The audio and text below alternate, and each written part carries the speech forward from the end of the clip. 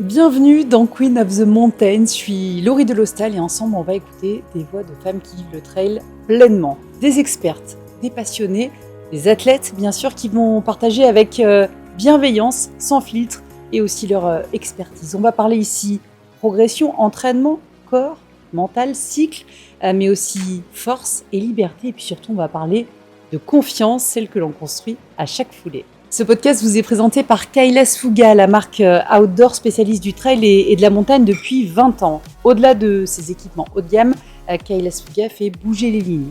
40% de femmes dans son comité de direction, plus de 60% dans ses équipes et des événements comme la série Wonder Trail qui a permis à des centaines de femmes de découvrir la course en montagne. En apportant également son soutien à des athlètes féminines venues de plus de 10 pays, de l'Espagne au Népal. Kailas Fuga inspire une nouvelle génération de traileuses à travers le monde. Pour en savoir plus, rendez-vous sur kailasfuga.com. Bonjour à tous, bonjour Anne. Bonjour. Je suis ravie de t'accueillir dans Queen of the Mountains pour ce 4e épisode. Alors tu es créatrice de contenu, autrice de 4 livres, je me trompe pas. Ouais. Athlète toujours prête à relever de nouveaux défis en course à pied ou à vélo. Tu es professeure de yoga, tu es engagée. Est-ce que j'ai oublié quelque chose? Est-ce qu'on peut rajouter quelque chose? Écoute, non, je crois pas. Je suis, maman d'une petite chienne qui s'appelle Pipa, puisqu'apparemment c'est quand même assez important ça. C'est très important. Comment tu as envie de définir les contenus que tu crées? Quel lien il y a entre tous ces contenus? Je crois que c'est plutôt la passion de transmettre ce qui m'anime, pour le sport et surtout de rendre accessibles ces disciplines, notamment au public féminin. Ouais, c'est le lien de tout ce que tu fais depuis le départ. Je trouve que tu es inspirante. Ça fait longtemps que je te suis sur les réseaux parce que tu étais pas une dingue de sport et tu es devenue aujourd'hui une athlète. Je voudrais que tu me racontes tout le process. Ça part d'où déjà?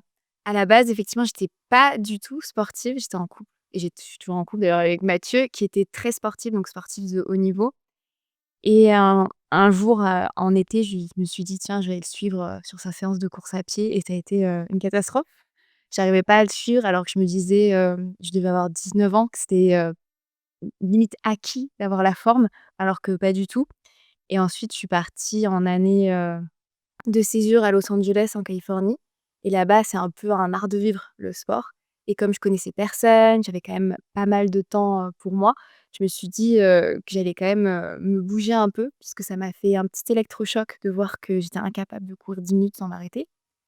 Et je pense que le virus a pris. Puis comme j'avais déjà un blog à l'époque où je parlais plus de mode, de voyage, de petites pensées, c'était, un peu, j'aimais beaucoup écrire. Au bout de 6 mois, je me suis dit: «Tiens, ça m'apporte quand même énormément de choses de faire du sport». Je me trouvais, déjà mieux dans mon corps et surtout j'avais beaucoup plus confiance en moi puisque je suis quand même quelqu'un d'assez introverti, assez, dépendante des autres, des amitiés. J'arrivais pas à prendre des initiatives, à faire des choses toute seule alors que là, j'étais, littéralement seule à l'autre bout. C'était la première fois que j'avais pris un vol long courrier pour aller à Los Angeles. Et faire du sport, sortir de chez moi, aller dans la rue, trouver des itinéraires. Bon, à l'époque, il y avait pas Strava, il y avait pas, la facilité de trouver facilement des itinéraires. Je me suis dit, qu'en fait, ça m'avait un peu donné des ailes de faire du sport. Ça m'avait, ouvert des portes que j'aurais même pas imaginé pouvoir pousser, ni imaginer qu'elles existaient puisque après, j'ai acheté une voiture, j'ai passé mon permis, je suis partie toute seule, visiter des parcs nationaux, faire des choses, toute seule. Vraiment faire des choses toute seule et sans le sport, j'aurais pas réussi à faire ça. Et sur mon blog, je me suis dit: «J'ai envie de transmettre, peut-être pas la passion de la course à pied, mais au moins la passion du sport».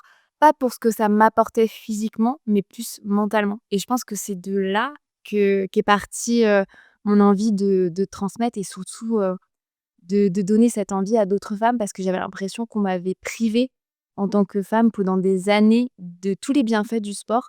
Parce que, le sport, c'est forcément pour maigrir, le sport, c'est forcément pour être belle et c'est pas forcément juste pour être mieux dans sa peau et dans sa tête.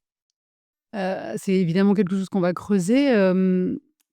Tu te dis tout de suite que ça va être un truc si important que ça dans ta vie, le sport? Pas du tout. En fait, je trouvais le sport, et les sportifs en général très, superficiels.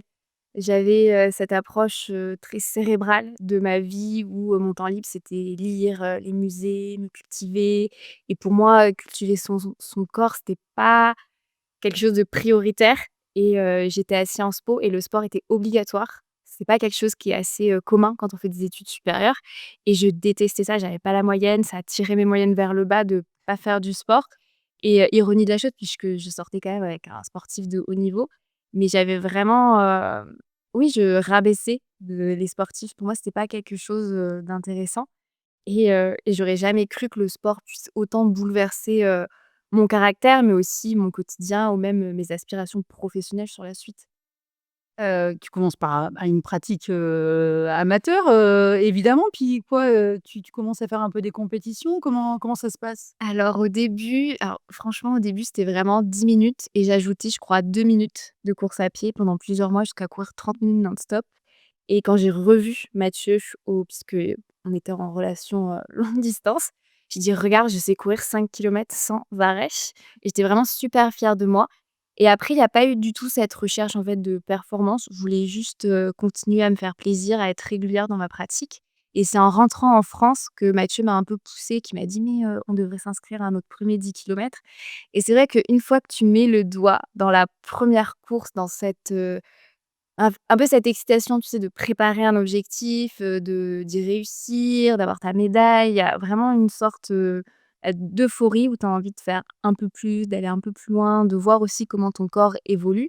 Mais c'est aussi là qu'arrivent un peu les premières difficultés, les premières blessures, les premières interrogations sur l'entraînement, les fractionnés, comment ça fonctionne. C'est là où j'ai mon petit côté un peu intello est revenu en disant: «Bah, j'ai envie de m'éduquer» et c'est vrai qu'à l'époque, s'éduquer sur la course à pied, c'était pas aussi facile. Il y avait beaucoup de termes scientifiques, enfin, c'était pas et je me suis dit, «Je tiens un blog, je pousse les gens à faire du sport et ça m'embêterait, en fait, de leur donner de mauvais conseils» et c'est pour ça que je cherchais beaucoup à m'éduquer. Déjà sur la pratique et ensuite à progresser dans ma propre pratique et ça a été, bah, le, 10 kilomètres, le semi-marathon. Le marathon, j'ai mis beaucoup plus de temps à aller dessus, par manque de confiance en moi et en fait, la plupart des étapes que j'ai passées, que ça soit sur la pratique de la course à pied, puis du triathlon ou même du cyclisme, c'était vraiment du manque de confiance en moi sur ma mes capacités, en fait, à boucler un objectif. C'est pour ça que je pense que je prends peut-être plus de temps par rapport à d'autres personnes à aller sur des objectifs mais parce que je veux être sûre que quand je vais prendre un dossard, je puisse vraiment terminer cette course. C'est très féminin ça, Oui. on s'en rend compte, on va, parler après de long, d'ultra long, comment tu es arrivée, dessus. Moi, ce que j'aime bien chez toi, c'est ton engagement. Il naît comment? Il naît rapidement avec cette pratique du sport, ou pas? En fait, la première course que j'ai réalisée, c'était donc un 10 kilomètres et dans le sas, il y a eu des commentaires d'hommes, tout simplement en disant: «Ah ça va me faire plaisir de courir derrière toi» et en fait, je me suis dit, «C'est quand même pas évident quand on est une femme de se retrouver dans un sas rempli». Là, franchement, quand moi j'ai débuté, c'était 80 90 d'hommes. C'était vraiment, la représentation des femmes, même sur des petites distances, était très, très, très maigre et on créait à l'époque beaucoup de courses justement 100 féminines Mmh. pour aider à l'émancipation, de la pratique.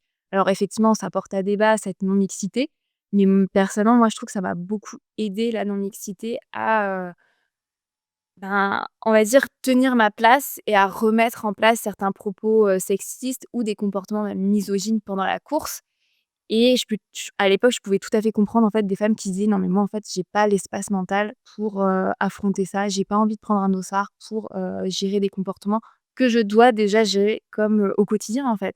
Parce que des comportements qu'on peut trouver dans le sport, on les retrouve aussi en société, quand on se balade dans la rue. Se faire siffler quand on court, ben, on se fait aussi siffler, quand on marche pour aller au travail. Donc c'est quelque chose qu'on a peut-être pas envie de retrouver dans notre pratique, pour le plaisir, en fait Mmh. et c'est là où ça a fait un petit électrochoc puisque alors que j'étais en sciences politiques, j'étais pas du tout éduquée aux études de genre, au féminisme et c'est vraiment le sport qui m'a ouvert cette porte, mais par plus un sentiment de colère, tu vois? Parce que j'étais vraiment énervée d'être embêtée dans ma pratique, d'être suivie, qu'on me pince les fesses, je courais à Aix-en-Provence, donc des fois, il fallait que je passe par le centre-ville pour aller, au parc de la Torse. Ouais. Et on me pinçait les fesses, on me sifflait, les mecs ne se poussaient pas des trottoirs, ils prenaient tout l'espace public et c'est là où ça m'a sauté au visage, mais pas sur ma vie au quotidien, mais sur ma pratique sportive et c'est là où je me suis dit: «Non, mais il faut que je m'éduque à ça». C'était, parce que je veux comprendre et surtout je veux donner des solutions aux femmes pour pas que ces comportements-là deviennent un obstacle à une pratique sportive où il y a déjà des obstacles en tant que femme pour y parvenir. Oui, alors ça, c'était il y a quelques années, mais on sait qu'aujourd'hui encore, il y a, beaucoup de freins qui empêchent les femmes de pratiquer, le sport et après on parlera de choses encore plus spécifiques comme d'ultralon. C'est quoi ces freins, encore, aujourd'hui, selon toi, ceux que tu vois? Je trouve que tout d'abord, dans un quotidien, c'est d'abord le temps. Parce que mine de rien, on dit toujours: «Oui, tout le monde a 24 heures dans une journée». C'est globalement faux, puisque les femmes, on a quand même plus, de temps consacré à la maison, sur les tâches ménagères, sur les enfants et même quand on est étudiante aussi, on n'a pas le même, espace en fait pour se consacrer et surtout la même confiance en soi pour aller pratiquer du sport et surtout la même éducation au sport. Pour beaucoup d'hommes, c'est naturel la pratique sportive, ça a été transmis en fait dès l'adolescence. Il y a pas eu cette pause au moment de la puberté où, au lycée, il y a très peu de femmes, enfin de filles en l'occurrence, qui continuent en fait à pratiquer passé le lycée.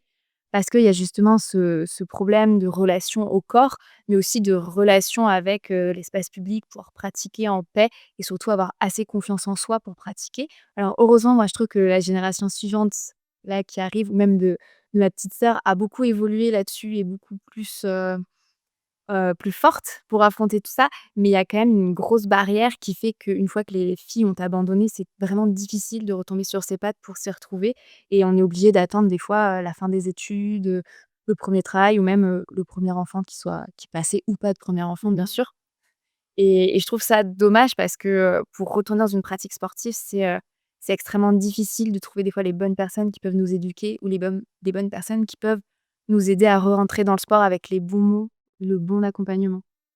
Comment tu dis que tu t'es, renseignée, que tu as fait des recherches sur le sujet, de quel type à l'époque? Alors, moi quand je suis rentrée des États-Unis, donc j'étais en master 1 et je devais justement chercher un master 2 et je suis partie en Angleterre où justement j'ai pu faire des études vraiment genrées, où en France ça n'existait pas encore, où tu avais peut-être, 1 ou 2 cours dans certaines universités en France et je me suis tout de suite en fait intéressée, puisque moi j'étais dans des études de marketing et de communication, comment en fait les marques de sport cherchaient à communiquer auprès des femmes et comment en fait leur communication était, viscéralement opposée à celle des hommes où c'était très, rose, très, maigrir, c'était vraiment pas, finalement moi, la pratique que je pouvais avoir du sport où, je me fichais en fait de mon apparence. C'était vraiment totalement différent. C'était, pour tous, ces petits super pouvoirs. Moi, j'appelle ça les petits super pouvoirs que le sport me donne. C'était la confiance en soi. En fait, me dire que si je pouvais courir 5 kilomètres, bah, il y avait pas de problème à postuler à ce master, en Angleterre. Si je pouvais faire 10 kilomètres, il y avait pas ce souci à avoir un entretien d'embauche. En fait, c'était pour moi, cette notion de donner des ailes via le sport et je trouvais qu'on privait en fait les femmes de toute cette partie-là, parce que justement, on rentrait par cette porte pas de la maltraitance du corps, mais quasiment, puisque quand on a un régime, on veut des résultats sur la balance, sur notre corps et si on n'a pas les résultats rapidement, on est frustré. On pratique un sport, pas pour le sport, mais pour se changer physiquement. Alors je dis pas que c'est mal de vouloir se changer physiquement, mais c'est vrai que Ah pardon, excuse-moi. mais c'est vrai que mentalement, Mmh. c'est pas aussi facile, on prend pas de plaisir et si, on n'arrive pas à intégrer cette habitude et à trouver vraiment du plaisir, au bout d'un moment, en fait, ça va juste être une torture et c'est normal. Moi, quand j'ai débuté, c'était aussi une torture mais en étudiant ça, je me suis aperçue qu'il y avait tout ce pan de la pratique sportive, du bienfait mental qui était pas mis en avant. Ouais, non, c'est hyper intéressant et à partir de là, tu commences sur tes réseaux sociaux à parler de ça? Oui, bah, alors, forcément, à un moment donné, j'ai essayé de donner des conseils pour courir, par exemple, la nuit. Ça, c'était quelque chose, qui était très complexe. Dès qu'il y a le changement d'heure, ça devient un casse-tête. À l'époque, il y avait pas autant de frontal, il y avait pas autant, de la possibilité de courir facilement, en extérieur. Il y avait aussi, le manque de confiance en soi, juste le fait de sortir de chez soi et d'avoir peur du regard des autres. Ça, c'était quelque chose que, grâce aux commentaires des personnes qui me suivaient, j'avais, vraiment ce point de vue, bah, pluriel sur, toutes les femmes et tous les obstacles qu'elles pouvaient rencontrer dans leur quotidien sur leur pratique sportive et moi, mon objectif, c'était vraiment, de les motiver, mais aussi de les aider à y arriver tout simplement. Comment, c'est quoi les conseils à donner? Moi, j'ai participé à des courses où, on se dit, ben, on sort dans la rue, en plus on sort en brassière, enfin Oui. c'est tous ces Bah, alors moi, je me disais souvent, par exemple pour, la tenue, c'était, de toute manière, quelle que soit la tenue, si la personne, en fait, elle a décidé de nous embêter, que ce soit en jupe, en legging, en fait, c'est même pas une histoire de tenue, c'est juste la personne et qu'il faut pas hésiter, en fait, à envoyer balader, à filmer des fois. Moi, c'était quelque chose que je faisais beaucoup. Je filmais, en fait, les altercations, heu, où je répondais, où j'essayais d'alterner, en fait, mes itinéraires. Après, j'invitais aussi à courir en groupe, mais le problème de courir en groupe, c'est pas une solution pour moi, c'est vraiment mmh, un pansement puisque la pratique sportive, ce qui est bien, surtout la course à pied, c'est qu'on peut pratiquer quand on veut et où on veut. Là, forcément, ça rajoute une contrainte et la contrainte, bah, quand on a un travail, quand on a des obligations, c'est tout l'inverse, en fait, de la liberté et de la pratique sportive et c'était ça qui m'énervait. C'était vraiment, qu'on devait se restreindre notre pratique à cause de comportements. et qu'on faisait peur, aux femmes aussi, Oui, parce des que histoires de voilà, de jokes, et de s'attaquer, de exactement. En fait, moi, j'essayais surtout de rationaliser les chiffres parce que ce qui m'agace chaque année, c'est: «Oui, attention, la nuit, on se fait agresser». Je fais: «En fait, tu as plus de chances de te faire agresser chez toi ou, en ville, par une personne que tu connais que dans les bois à minuit. Et moi, c'est une statistique qui me rassure foncièrement puisque je pratique le trail et à chaque fois, je me dis: «Beh, je me sens plus en sécurité dans la forêt à 20h, à 21h avec ma frontale que je me sens en sécurité, par exemple, quand je reviens dans mon quartier où je sais que j'ai 1 kilomètre, 1 kilomètre et demi où je traverse, des immeubles, des maisons». Et là, je me dis: «Bah, là, je peux rencontrer quelqu'un». Et ça peut être une mauvaise rencontre. Alors que quand on est toute seule à passer une certaine heure, en fait, c'est la liberté totale. Et des fois, justement, je me sens encore plus libre quand je cours la nuit, à 20h que, quand je vais courir à 18h quand je sais que je vais croiser plein de monde, en fait. ouais, c'est je trouve que c'est des messages qu'il faut continuer à répéter, et est-ce qu'en 2025, aujourd'hui, courir pour, de nombreuses femmes, ça reste un acte fort? Je pense que oui, le fait de réclamer l'espace public et de dire Mmh. qu'on a le droit, en fait, de s'imposer sur cet espace public, quelle que soit notre tenue, quel que soit, bah, notre physique, quelle que soit notre couleur, enfin, quelle que soit même, la tenue, que ce soit en brassière, quelle que soit l'heure. Je trouve ça important de montrer, en fait, qu'on a le droit d'être là, tout simplement et qu'on n'a pas, en fait, à être, critiqué, jugé, suivi, harcelé, juste parce qu'on est dehors comme tout le monde et qu'on veut juste pratiquer, notre sport. Qu'est-ce qui pourrait être fait? Plein de choses, j'imagine, pour que les femmes se sentent encore plus à l'aise, notamment dans l'espace public. Il y a la prise de conscience, des femmes elles-mêmes, mais il y a des choses qui peuvent être mises en place, aussi? Je crois que c'est pas déjà aux femmes de s'excuser d'être dehors, c'est pas aux femmes d'éduquer les hommes à se comporter. Je pense que c'est quelque chose qui doit être fait entre hommes, par les hommes. Par exemple, s'il y a un groupe de mecs, qui sont entre eux et qu'il y en a un qui commence à harceler une femme, bah, qu'entre eux, ils se disent: «Non, en fait, ça, c'est un comportement qui est mauvais. T'aimerais pas que je fasse ça à ta sœur, t'aimerais pas que je fasse ça à ta mère, pourquoi tu le fais à cette femme?» Et je pense que c'est pas quelque chose que nous, les femmes, devons encore traîner comme un boulet pour dire aux hommes: «Non, s'il vous plaît, c'est pas bien». Non, c'est là, au bout d'un moment, faut que les hommes, ils puissent aussi être des alliés des femmes et mettre un stop dès que, en fait, la situation le demande. On parle maintenant de long, d'ultra long, où la présence des femmes est limitée, on va dire. Tu l'expliques, déjà tu l'expliques comment? Alors, que ça soit la pratique sportive, même un on va dire sur 30 minutes, 1 heure, c'est déjà un énorme sacrifice des fois pour certaines femmes en termes de temps. Il y a forcément la culpabilité de prendre du temps pour soi par rapport au foyer en général, quel que soit son âge. Mais aussi, en fait, plus on va aller sur des distances longues, plus ce temps va donc augmenter, plus cette notion de sacrifice, de culpabilité va forcément augmenter.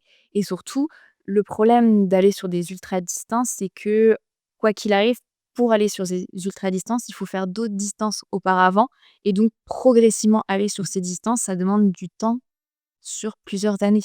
Parce qu'on ne va pas courir un ultra trail du jour au lendemain. On ne peut pas des fois se qualifier sur un ultra trail du Mmh. jour au lendemain et mine de rien, la vie d'une femme, c'est des fois interrompu, des fois, bah, forcément par des grossesses, mais des fois par des obligations professionnelles. Quand on est en couple, il y a aussi un équilibre à trouver, sans enfant ou avec enfant sur la priorité, de «moi je vais m'entraîner, pas toi» ou trouver un équilibre. Si par exemple l'homme ou la femme ne s'entraîne pas, c'est aussi compliqué d'expliquer qu'on va partir toute la journée faire le tour d'une montagne pour s'entraîner pour un trail où on partira quasiment 36 heures, en autonomie et en fait, c'est un peu le serpent qui se mange la queue puisque si on peut pas s'entraîner pour des distances plus courtes, on pourra jamais progresser et on perd finalement, ce temps précieux pour aller sur l'ultra. Donc plus les distances s'allongent, moins on va avoir des femmes, justement par cet obstacle de base qui est, le temps et pouvoir consacrer du temps à l'entraînement. Il y a le doute aussi d'y arriver, il y a d'autres facteurs? Oui, je pense que alors, il y a pas à proprement parler d'études qui démontrent que, Mmh. ça, mais c'est vrai que les femmes, avant de prendre un dossard, attendent déjà, il y a forcément ce sentiment, de l'imposteur. On se dit: «On n'est pas capable, on n'a pas suffisamment confiance en soi», même si on a confiance en soi.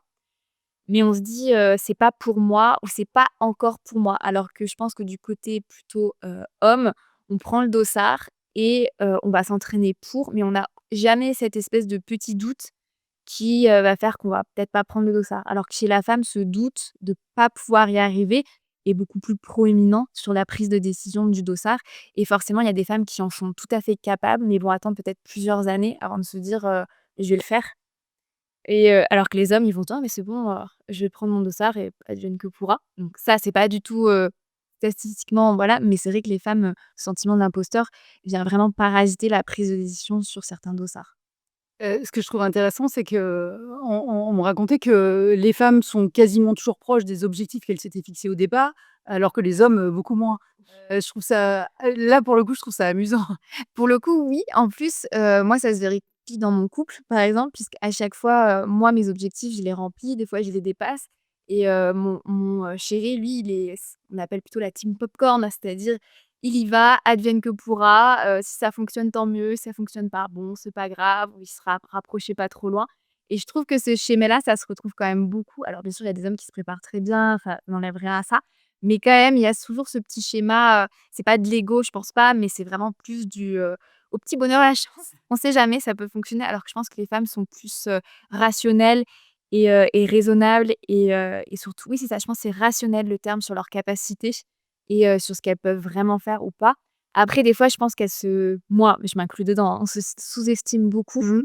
et on a, je pense, oui, ce petit manque de confiance en soi qui pourrait nous donner, suffisamment d'ailes pour prendre des dossards sur certaines courses qui nous font très envie.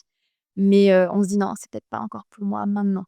C'est quoi alors? Raconte-nous, toi, tes 1res expériences de long et d'ultra long? Alors moi, le trail, pour moi, ça a été une manière un peu de me soustraire, en fait, du côté un peu toxique, en fait, de la course à pied sur la performance. Mmh. J'avais envie d'aller sur le trail parce que je trouvais que être en nature, déjà, c'est extrêmement vraiment, apaisant et surtout, il y a plus ce côté, performance de chrono où, même des fois pendant les entraînements, il faut aller chercher des chronos sur, les fractionnés. Là, en trail, tu es dans la nature, tu traces en fonction des paysages que tu as envie de voir, donc c'est beaucoup plus, naturel et en fait, dès que j'ai mis le doigt dans le trail, je me suis dit: «Waouh, c'est trop bien, sur 20 kilomètres, tu peux partir 4 heures en montagne, voir des paysages de dingue et tu fais pas une boucle, enfin, tu t'amuses super bien» et petit à petit, en trail, en fait, tu mets le doigt dedans et tu dis: «Ouais, bon, 20 kilomètres, c'est quoi? Ouais, 40, je verrai plus de paysages encore». Non, mais c'est vrai et petit à petit, je me suis dit: «Oh, passer une nuit, en fait, en forêt, en montagne, c'est dingue, c'est trop bien, on est, à la belle étoile». C'est très particulier comme ambiance et la première fois que j'ai fait ça, je me suis dit: «Ah, je veux trop le refaire en fait» et ça a été beaucoup plus naturel et facile que, sur la course où, à cause des chronos, je me disais: «Je suis pas capable, je peux pas atteindre ces objectifs-là». Alors qu'en trail, je me suis tout de suite sentie, comme, une aventurière un peu. Pas une guerrière, mais vraiment une aventurière qui partait voir des paysages magnifiques et qui, en fait, en se préparant, mais juste en faisant plein de randonnées très plaisir, rando trail, je pouvais, aller de plus en plus loin et surtout mon corps suivait parce que c'était pas un effort, aussi violent, agressif que sur, la route et je trouve que le corps de la femme, pour le coup, est vraiment ou même le mental aussi des femmes est vraiment fait pour le long. Parce que je trouve qu'on est tellement rationnel et à l'écoute de notre corps parce que, voilà, c'est on est, je trouve, un peu plus connecté. Mmh. Moi, personnellement, je trouve à mon corps, à mes sensations et le trail, je trouve que c'est justement ça, c'est de la gestion et de l'écoute de soi et j'ai trouvé ça, pas magique, mais vraiment super intéressant et le fait de pouvoir allonger les distances et voir que ça fonctionnait de plus en plus, je me suis dit: «Ouais, l'ultra, c'est quelque chose qui qui me passionnent et qui me stressent beaucoup moins que, par exemple, faire un 10 kilomètres ou un semi. Parce que je me dis, je pars pour du long, mais c'est du long où je sais que je vais prendre beaucoup de plaisir. Il y aura peut-être des moments très compliqués, on va pas se le cacher, mais je sais que je prendrai toujours du plaisir quoi qu'il arrive parce que c'est quelque chose, que j'apprécie quel que soit mon rythme, en fait. Même quand ça fait mal, même quand les muscles sont fatigués, je suis toujours dans le plaisir parce que je suis dans un endroit qui est magnifique où on peut que rêver être. Je rebondis sur ce que tu disais, c'est vrai qu'on parle de plus en plus du fait que plus, c'est long, plus les femmes se rapprochent finalement des performances des hommes. C'est quand même un truc hyper intéressant dans un monde où on a toujours dit, ben, le corps des hommes, Oui. il est plus fort que les corps des femmes pour le sport. Je trouve que c'est un truc intéressant. Oui, je trouve ça d'autant plus intéressant qu'avec la densité de femmes, il y en a de plus en plus finalement, on va Mmh. pouvoir d'autant plus démontrer ça au fur et à mesure que les années vont passer. Puisque là, c'est quelque chose, qu'on remarque à 10, 15, 20 minutes d'intervalle en fonction des trails entre Mmh. la 1re femme et le podium homme. Mais plus il va y avoir de femmes en fait qui vont se lancer d'entre elles, plus la densité finalement va augmenter et va être tirée vers le haut, plus certainement cette sensation qu'on n'arrive pas en fait, cette, sensation qu'on n'arrive pas à démontrer actuellement scientifiquement va peut-être se démontrer parce que justement, il y aura d'autant plus de femmes, le niveau va augmenter et parce que là, la densité d'hommes est assez, importante versus celle des femmes qui est beaucoup moins importante actuellement du fait de la pratique naturellement, moins importante chez la femme dans l'ultra et c'est passionnant. Ouais, ouais, c'est complètement mais effectivement, il faut plus de femmes, ça tout le monde est d'accord. Comment on fait pour qu'il y ait plus de femmes? Il faut leur donner envie, il faut donner de la visibilité à des femmes, des élites, des athlètes comme toi, Je pense effectivement que quel que soit le niveau, il faut donner de la visibilité aux femmes et vraiment, inviter les sponsors quand ils sponsorisent, je pense, bah, des hommes à se dire, si on sponsorise les hommes, il faut sponsoriser les femmes à la même échelle et moi, c'est quelque chose, ce processus que je vois actuellement dans le cyclisme Mmh. où, avec la création du Tour de France femmes, ça a été exponentiel, en fait, la professionnalisation, l'évolution de ce sport en quelques années. Mais Mmh. c'est vraiment, et je trouve que en fait, le travail qui a été fait dans le cyclisme, il a été si rapide par rapport finalement à ce qui peut se passer dans le trail ou la course à pied, où moi, quand j'ai débarqué dans cet univers, je me suis dit: «Waouh, ça va aller super vite, machin». En fait, pas du tout. C'est je pense que maintenant, le trail ou même le running, on prend du retard par rapport à certains sports où justement il y a un vrai investissement des médias, un vrai investissement des marques pour mettre en avant, et surtout aider les femmes puisque, je pense qu'on se rend pas compte, mais des fois, des femmes qui sont professionnelles, que ça soit quel que soit le sport, hein, donc football, là, je parlais du vélo, en fait, sont professionnelles, mais ça c'est juste le titre. Elles travaillent à côté, en fait, de leur sport et c'est quelque chose qu'on ne retrouve quasiment plus chez les hommes. Il y a quasiment aucun homme qui sont professionnels dans un sport qui vont se dire: «Ah ben, ce soir, je vais aller travailler, ce week-end, je peux pas aller à l'entraînement» ou et ça, c'est quelque chose qui est assez dingue et ça participe, je pense, à un discours des fois négatif Oui. de Oui, certaines parce que ça audiences. rentre dans la performance forcément Exactement. de pas pouvoir se consacrer sur la performance. Tout à fait, où on arrive, on est fatigué, on a une journée de travail, enfin voilà et pour le coup, il y a effectivement le fait d'avoir un travail à côté, mais aussi il y a le fait d'avoir une rémunération qui est différente, Mmh. donc tu as fait une charge aussi financière pour pouvoir s'organiser. Alors bien sûr, il y a pas tous les sports où aucun athlète ne vit, totalement de son sport, ça c'est sûr, mais c'est d'autant plus vrai en fait pour les femmes et c'est triste dans le sens où ça c'est un vrai boulet en fait dans l'évolution, de tous ces sports parce qu'il y a justement cette fatigue physique, cette fatigue mentale qui ne permet pas d'avoir des mêmes performances que chez les hommes.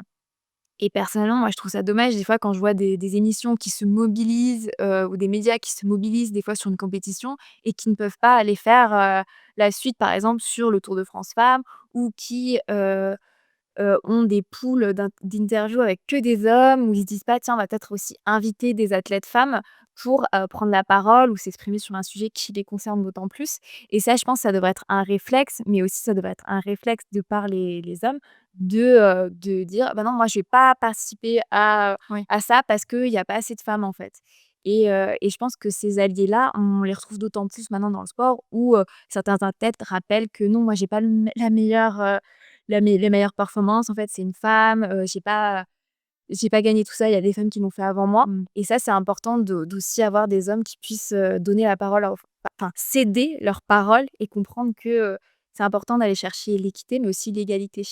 Ouais, Andy Murray l'avait fait en tennis, mais c'est vrai que c'est très rare en disant: «Bah non, je suis Mais pas le premier» exactement. parce qu'en fait, Serena Williams l'a déjà fait. Hem, mais c'est intéressant, je trouve, que tu dises qu'en running et en trail, ça va pas aussi vite que dans d'autres sports.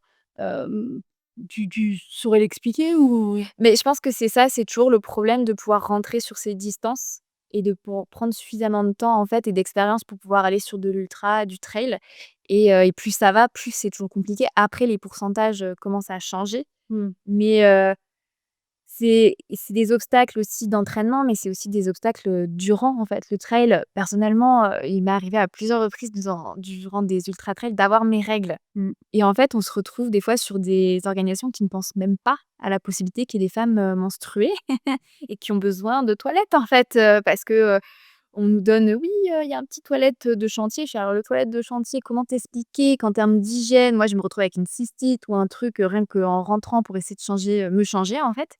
Et c'est vrai que ça, par exemple, ça participe quand je parle d'une course sur mes réseaux, je dis: «Bon alors là par contre, il y avait pas de toilette, ou il y avait qu'un toilette et on était 500 participants, ou il y avait, 2 toilettes, vu qu'on était que, je sais pas 30 femmes, bah, les hommes allaient chez les femmes aussi, on se retrouvait à des endroits, voilà, pratiques où il y a aucun accès à l'eau». Alors d'accord, l'ultra trail, ça fait qu'on est dans des endroits très reculés, mais avoir un accès à l'eau, par exemple dans un refuge où nous signaler, nous dire: «Oui, à tel ravitaillement, vous avez accès à l'eau, vous aurez des toilettes propres pour pouvoir vous changer», bah, ça permet en fait de s'organiser dans sa tête en se disant: «Bon, bah, je sais que je peux conserver ma protection encore 2 heures et je vais pouvoir me changer à tel endroit», et ça, je pense que ces charges-là, elles, et je pense qu'il y a certaines organisations qui ne percutent même pas en fait, puisque c'est quasi que des hommes en fait, Mmh.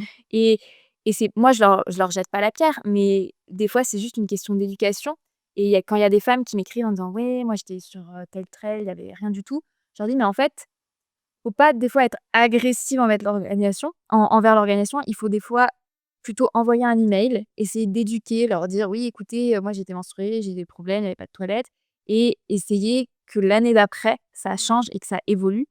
Mais c'est vrai que ouais, on sort un peu les rames pour, des trucs des fois très basiques, quoi. Il y a des kits d'hygiène maintenant, pour les femmes Oui. sur certaines courses, mais j'ai l'impression qu'on en parle tellement que ça veut dire que c'est vraiment tout nouveau et que Mais oui, totalement, et c'est pas sur toutes les courses. ouais, ouais, C'est ouais. pas sur toutes les courses. Moi, tu vois, je viens d'en faire une, là, j'avais mes règles, c'était en juillet, et bah, il y avait pas du tout d'accès à l'eau dans aucun toilette, alors qu'il y avait des endroits où, c'était tout à fait possible de tirer, l'eau et d'avoir un toilette, et il y a pas non plus de kit. Après, moi, je transporte, hein, je prévois toujours des lingettes. Hein, maintenant, en fait, c'est ça, c'est tu te dis: «Bah, dans le poids de mon sac, va falloir que j'emmène des lingettes, une protection pour Mmh. pas que ça prenne l'eau s'il pleut». Donc c'est un peu, ça la difficulté, mais ça devrait être quelque chose, ça devrait être un réflexe, en fait. Ça devrait, permettre ça devrait plus être un obstacle, en fait, à la pratique des femmes.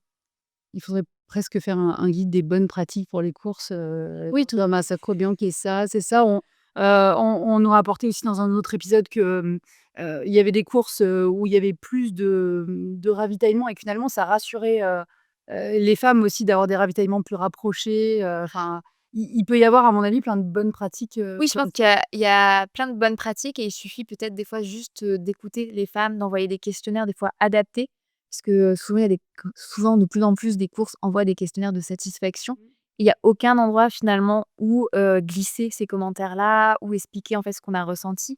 Là, par exemple, sur l'UTMB, quand j'ai reçu mon questionnaire médical où il parlait justement, tu vois, des anti-inflammatoires, il y a eu je pense un énorme focus cette année sur, leur politique antidopage par rapport aux anti-inflammatoires, et je me suis dit: «Mais jamais ils se sont dit qu'il y a peut-être des femmes qui prenaient des anti-inflammatoires parce qu'elles souffraient d'endométriose, par exemple». Moi, je suis d'endométriose, donc les anti-inflammatoires, je suis d'autant plus sensibilisée à ça. En fait, il y a aucun endroit où leur spécifier, et je me dis: «Mais ça, c'est pas possible». Il y a aucune femme qui leur ont expliqué, ou aucun médecin, pharmacien. Alors, j'encourage pas la la pratique sous anti-inflammatoire, mais juste des fois de comprendre que certaines pratiques sont adaptées parce qu'il y a eu ou il y a, en fait, des douleurs de règles, et sans anti-inflammatoire ou sans antidouleur, plutôt dans ce cas-là, il y a pas la pratique. La femme ne prendra pas le départ. Moi, je sais que si je peux pas prendre mon Antalis, en fait, je sors pas de mon lit. C'est juste, je peux mettre un pied devant l'autre. c'est tu m'as fait une passe décisive parce que c'était ma question d'après. Le sport, tu en parler comme levier de santé aussi à travers notamment ton expérience et ton endométriose. C'est ouais, c'est important aussi ce volet, santé, féminine. Oui, je pense justement parce que, il y a quand même ce gros préjugé comme quoi dès qu'on a ses règles, on peut pas pratiquer le sport. Alors c'est vrai que, quelle que soit sa situation, des fois les douleurs sont tellement handicapantes, que tu peux pas juste sortir de ton lit.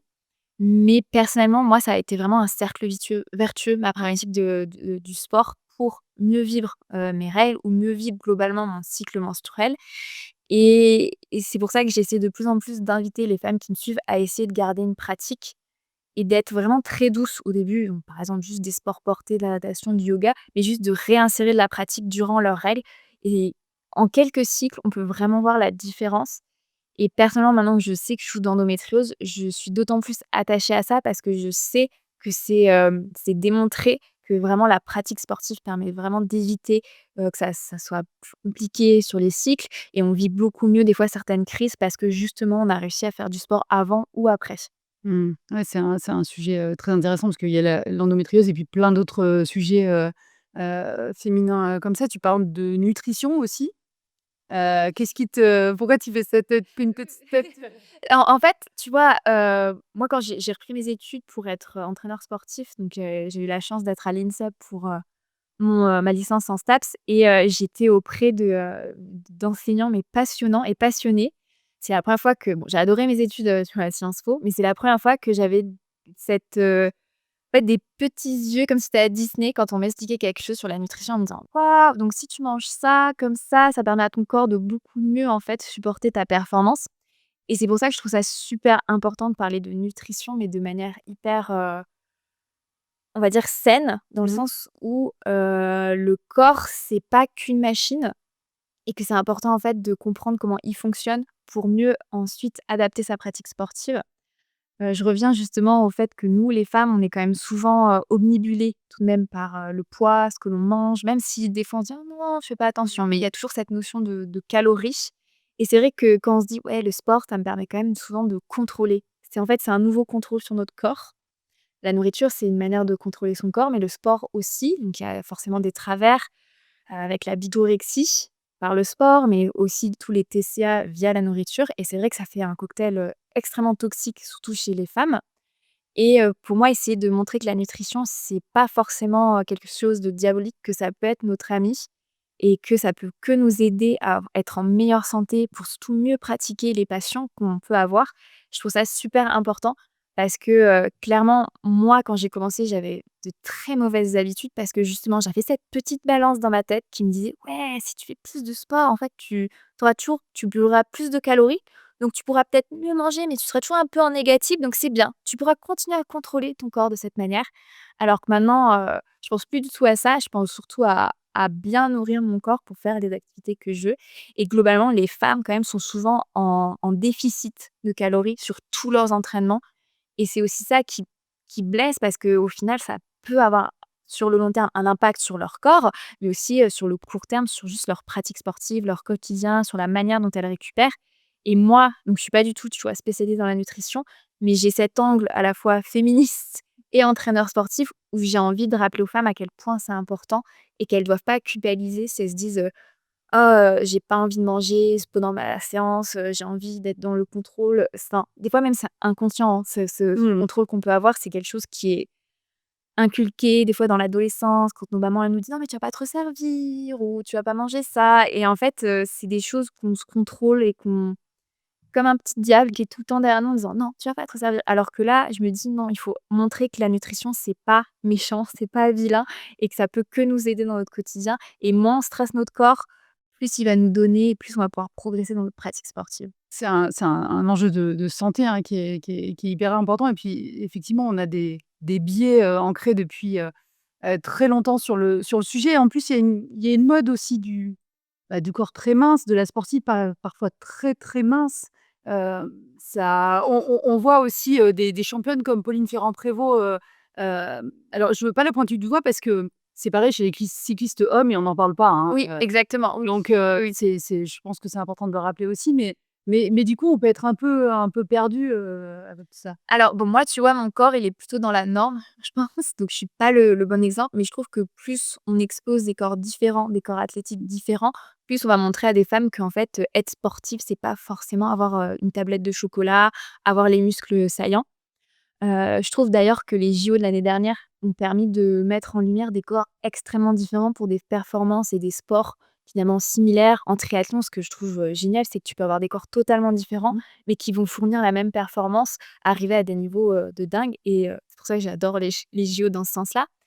Mais malheureusement, c'est vrai qu'on a ce contrôle par le sport en se disant: «Bah, si je fais du sport, je dois forcément ressembler à tel physique, être musclé de telle manière» et je pense que ça, c'est un effort, des médias pour montrer des corps différents, mais c'est un effort qui est déjà fait par les réseaux sociaux puisqu'on a plein de femmes différentes, de créatrices de contenu qui ont des corps totalement différents et qui montrent en fait, via leur corps, qu'on n'est pas obligé de ressembler à tel physique pour être considérée comme sportive. Et ça pour moi, c'est l'enjeu finalement des réseaux sociaux, c'est cette pluralité de représentation. Ouais, comment tu justement, on va parler des réseaux sociaux. Comment toi, tu as évolué sur les réseaux sociaux? Moi, je trouve que j'ai fait mon petit trou.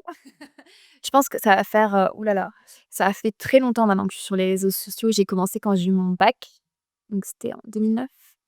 Donc c'est il y a très longtemps. Donc j'ai suivi Facebook, Instagram, Snapchat, puis plus Snapchat. Donc tu vois, c'est un peu, tout et je pense que les réseaux sociaux, à un certain moment, c'était très toxique. Il y avait une sorte de oui, c'était en fait, le Far West. Et tout le monde pouvait critiquer tout le monde, harceler, moi je me souviens, de la page, c'était Genoux dans le gif où, pour lui c'était, on était des punching balls où, Marine Leleu et moi en fait, il reprenait des photos de nous et c'était dans ses commentaires, c'était mais, des commentaires mais, ouais là, un beau voilà, oui, elle sait pas faire de sport, enfin, c'était des trucs hallucinants et ça a créé, je pense, des créatrices de contenu de cette génération avec, on va dire des carapaces, comme Ouais. ça. Parce que maintenant tu peux me dire des trucs, ça me passe, complètement au-dessus et tant mieux. Parce que je pense que là, il s'est passé quand même énormément de choses sur le harcèlement en ligne, sur les proportions que ça pouvait prendre, que ça soit sur, Twitter, je pense à un moment donné, c'était le pire en termes de plateforme. Ça a été d'ailleurs, nous, quand je vivais à Paris, ça a été une des décisions pourquoi on voulait quitter Paris. C'était parce que c'est devenu un environnement tellement, en fait, toxique. Tout est observé, tout était disséqué, tout ce qu'on faisait était critiqué par les réseaux sociaux. Au bout d'un moment, en fait, c'est très difficile de garder une santé mentale, stable, on va pas se cacher et bah, heureusement, je trouve qu'il y a eu, une modération énorme, juste avant, on va dire, le covid dans les années 2010-2019 qui a vraiment «apaisé» entre guillemets, hein, parce que, on va pas se le cacher, maintenant, TikTok, c'est, des commentaires complètement, hallucinants avec une modération aussi compliquée. Mais je trouve que dans l'univers du sport, ça s'est un peu adouci et surtout, il y a quand même beaucoup plus de barrières pour éviter, ce harcèlement-là. Et on va dire, un peu plus de respect envers les femmes parce que c'était devenu, si tu t'exposais en tant que femme, en tant que sportive, c'était que pour ton physique et donc on te rabaissait toujours à ton physique et ça, c'était le fait d'être une femme. Ensuite, le fait d'être créateur de contenu, c'était plus, comme si on piquait, en fait, des budgets, des dotations Mmh. à des athlètes et qu'on ne méritait pas, en fait, ces budgets et ces dotations parce qu'on n'avait pas les chronos, je sais pas, des meilleurs athlètes et qu'on n'avait donc aucune légitimité à avoir la dernière paire de baskets. Donc il y avait beaucoup de jalousie et je pense d'ailleurs que en fait la pénétration des réseaux sociaux dans l'univers du sport a totalement bouleversé le métier d'athlète professionnel en leur imposant à eux d'avoir une présence en ligne. Alors que, finalement, c'est peut-être nous qui avons fait changer leur métier, «malgré eux» entre guillemets, hein, puisqu'avant il suffisait juste de passer dans le journal, d'avoir un bon chrono et c'est vrai qu'il y a eu ces tensions-là et je trouve que maintenant, c'est beaucoup plus apaisé. Il y a, il y a, on va dire, les vases sont beaucoup plus communicantes, et surtout, c'est beaucoup plus compris, cette création de contenu autour du sport où on n'est pas là pour, leur piquer on n'est pas là pour briller à leur place, mais juste finalement pour, encourager des personnes comme nous à faire juste à pratiquer le sport, à leur niveau à eux pour inspirer des personnes, bah, comme nous, genre normales, qui ont, du travail à côté, qui doivent s'organiser, qui doivent penser, au prix du dossard, au déplacement, à des choses auxquelles, bah, les athlètes professionnels ne pensaient peut-être pas. Comment tes contenus sur les réseaux sociaux, ils ont, évolué? Heu C'est une bonne question. Je sais pas si mes contenus ont trop évolué. Après, il y a forcément eu un train à prendre quand, les vidéos ont, se sont imposées littéralement. Avant, moi, mon travail, il a changé dans le sens où avant, c'était juste des photos et du texte.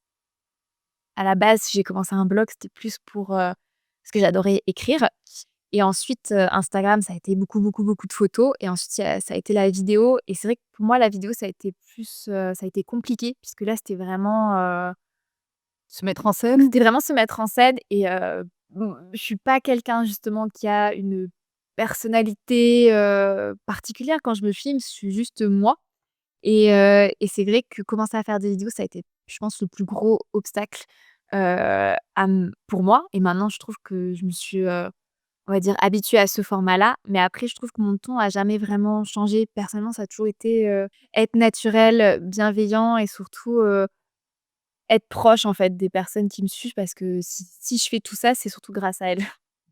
C'est quoi les retours, les demandes que tu reçois, le plus sur les réseaux sociaux?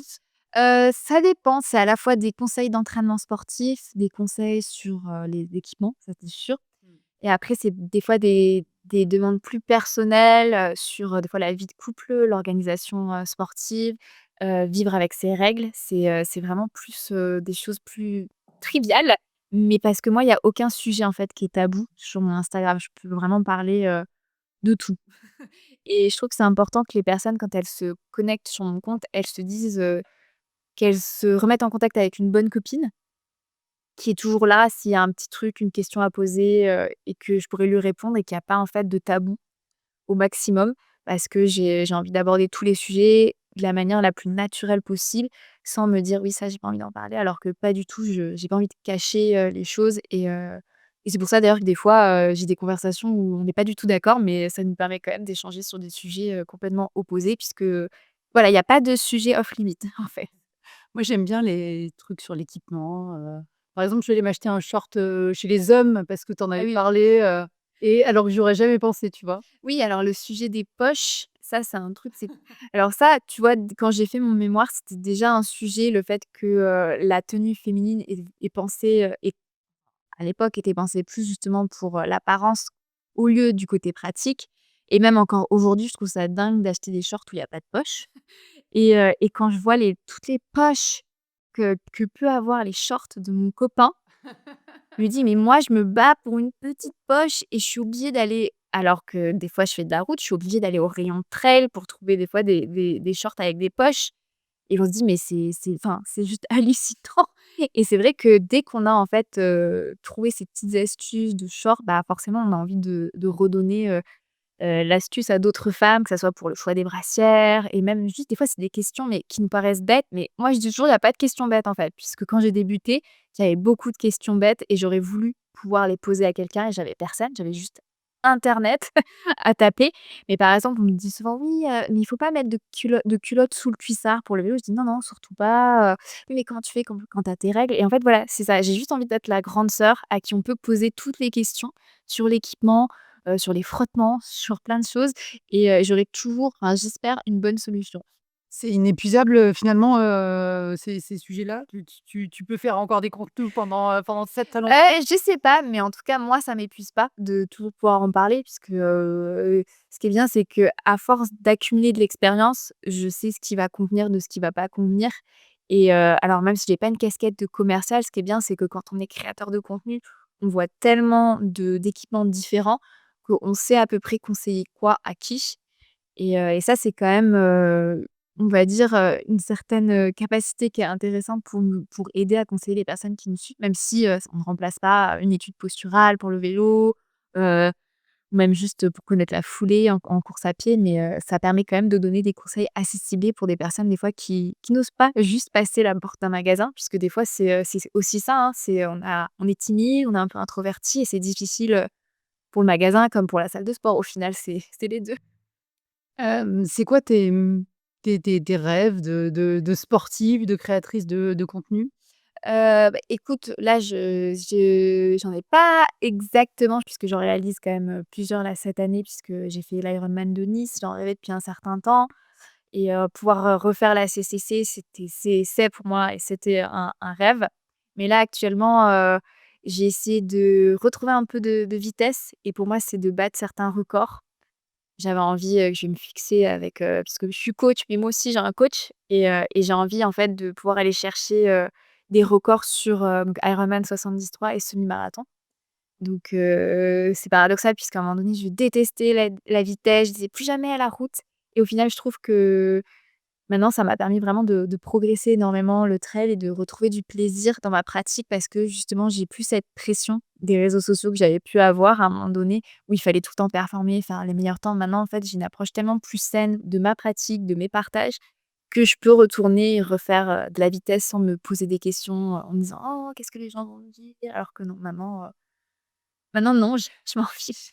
Je trouve que c'est chouette parce qu'au fil de la vie, la pratique, elle évolue, aussi. C'est ça qui est intéressant. On sait jamais trop où ça nous mène, mais Bah, je crois, en fait, on s'imagine que quand on va sur de l'ultra, on va vouloir toujours faire, de plus en plus gros, de plus en Mmh. plus énorme et c'est vrai que les réseaux sociaux appellent finalement à ce spectacle du plus en plus et c'est vrai que quand moi, j'ai commencé à mettre le doigt dans l'Ironman, donc c'est pareil, c'est des très longues c'était une grosse distance en triathlon, hein, il y a encore plus long, mais c'est une grosse distance. Ou même dans l'ultra, donc dès qu'on fait 70 et plus de 100 kilomètres, on se dit: «Mais qu'est-ce qu'on va faire après? Qu'est-ce qui peut me faire rêver si ce n'est, bah, faire un double Ironman, Mmh. faire, je sais pas, le tour, 3 fois le tour des Alpes», enfin voilà et en fait, personnellement, moi, j'ai appris à prendre du plaisir dans la préparation des objectifs et je trouve que ça permet de se dire que ça sert à rien d'aller chercher plus si on prend pas de plaisir déjà à préparer son objectif et ensuite à prendre du plaisir le jour J et je trouve que ça fait des très beaux mois passés. Là, j'ai pris mon été pour préparer mon ultra a été magnifique. J'ai pris un plaisir de dingue et ça, pour moi, c'est d'autant plus important et ça m'évite de dire, de toujours trop me projeter dans le «et quoi après? Et qu'est-ce que je vais faire après?» et de me dire: «Ah, s'il y a un trek qui me fait envie, bah, je peux le faire, je peux le rajouter» et d'éviter d'accumuler le plus en plus parce que, effectivement, j'ai quand même la chance de travailler à mon compte, d'avoir cette flexibilité de pouvoir m'entraîner. Mais, le corps, c'est quelque chose de fini et comme j'ai dit, moi, je prépare mon mammy body et je sais que mes articulations, elles peuvent pas supporter des ultras tous les ans. Elles peuvent pas supporter, tout ça et je préfère être dans la pratique plaisir. Alors bien sûr, je cherche des records de temps en temps, mais être vraiment dans le plaisir et me dire: «Ah tiens, je fais un marathon tous les 2 3 ans, je fais un ultra trail tous les 2 ans», mais être réaliste sur le corps que j'aimerais avoir quand j'aurai 60 70 ans. Je veux pas en fait à 60 ans me dire, «C'est fini, je peux plus faire d'Ironman, c'est fini, je peux plus faire ça» et et c'est une ouh, ça m'émeut. C'était quand j'avais couru, c'était le Verbier. C'était il y a 2 3 ans et il y a une justement, je courais avec une dame. Je crois qu'on a fait quasiment tout l'ultra ensemble et dans la nuit, vraiment vers la fin, elle me disait, «Je crois vraiment que ça sera mon dernier ultra». Et je dis: «Mais tu as quel âge?» et elle me dit: «Mais j'ai 76 ans». Génial. Et donc moi, j'avais donc à peine la trentaine, tu vois? Et je me suis dit: «Mais moi, je veux être comme elle, en fait». Je vais pouvoir me dire à 76 ans: «Je suis encore dans la montagne, en fait». Et je suis pas, en EHPAD, je suis pas, avec un handicap et pour moi, en fait, c'est important maintenant, là, maintenant, de poncer, en fait, sur le long terme et de pas être trop gourmande, voilà. J'adore cette idée de préparer son mammy body. Ouais. C'est génial. En plus, on va terminer avec un peu d'émotion. Et est-ce que tu as un dernier mot pour, celles et ceux qui nous écoutent et qui ont peur de se lancer dans une, pratique sportive? Qu'est-ce qu'on peut retenir de ce qu'on vient de se dire?